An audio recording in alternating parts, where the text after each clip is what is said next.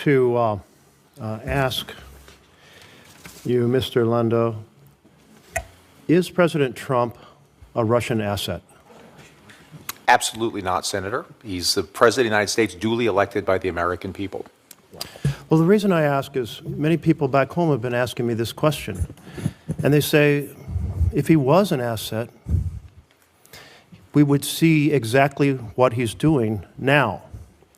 For example, he proceeded to forward or express from the Oval Office propaganda that has been Russian propaganda, that Ukraine started the war, that Zelensky is a dictator. Second of all, he gave away key things on the negotiating table before the negotiations even started, ensuring U.S. would absolutely oppose any possibility of NATO membership for Ukraine. Third, he's cut off the arms shipments to Ukraine, completely undermining their ability against a massive neighbor next door with short supply lines and huge resources. Fourth, he's undermined the partnership with Europe, which has been essential to security over the last 80 years, a major goal of Putin's. And then he's done everything to discredit and dismean Zelensky on the international stage with the just shameful press conference in which he teamed up with the vice president to attack Zelensky. I can't imagine that if he was a Russian asset, he could do anything more favorable than these 5 points. What else could a Russian asset actually possibly do that Trump hasn't yet done? Senator, the president has made it absolutely clear that his top priority is to try to bring peace and end an absolutely savage war. I know you're familiar with the savagery. This is turning into World War I style trench warfare now in eastern Ukraine. The president is an exceptionally gifted deal maker. He is probably the only individual in the entire universe that could actually stop this. The president understands, as part of his deal making. Well, let's turn to another of the you folks have to here. have carrots and sticks. Thank you very much, since you're now off the topic I was raising. Mr. Whitaker, these 5 things that the president has done that are so favorable to Putin and so damaging to Ukraine and to our partnership with Europe, do you approve of them? Well, Senator, thanks for that question. I'm just going to have to politely disagree with you on those 5 things and the way you've framed them. You know, the war in Ukraine would have never happened if President Trump was president in 2022. The war in Ukraine happened because of Joe Biden's weakness after his I don't think that was the Afghanistan. question I asked, but maybe you could some other time go on television and express those points of view. But do you mind just answering the question I asked? Do you agree with the 5 things that President Trump has done, starting with him expressing Russian propaganda from the Oval Office?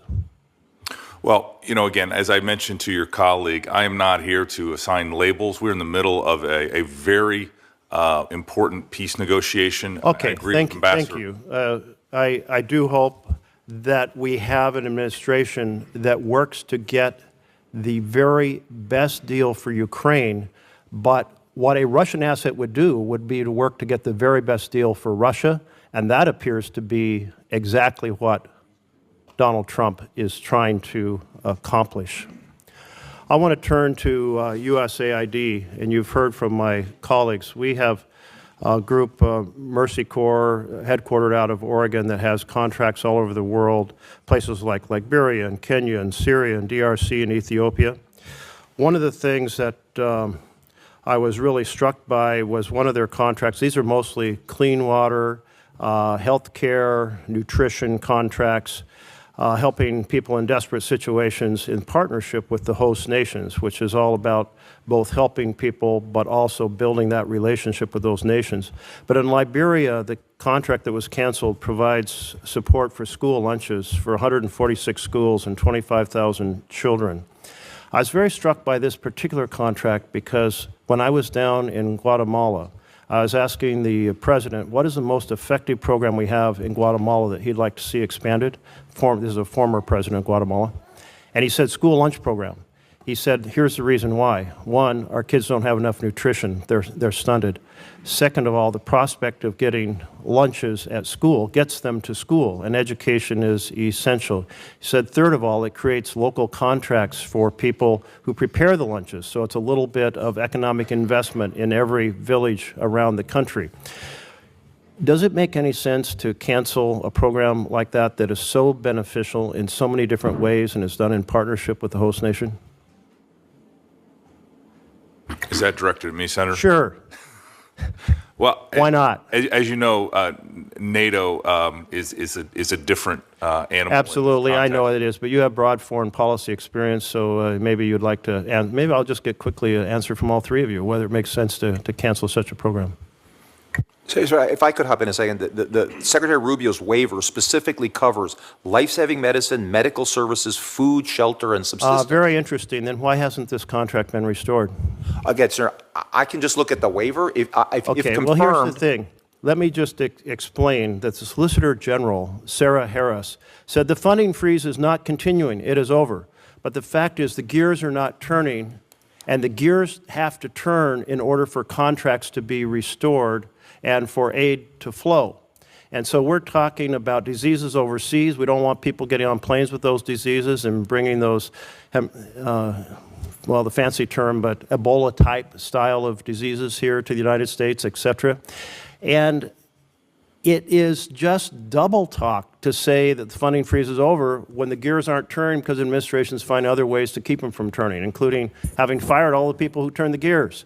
So I don't want to hear about the waivers when there's no sincerity in actually applying them and making the AID function again. My time's up. Thanks.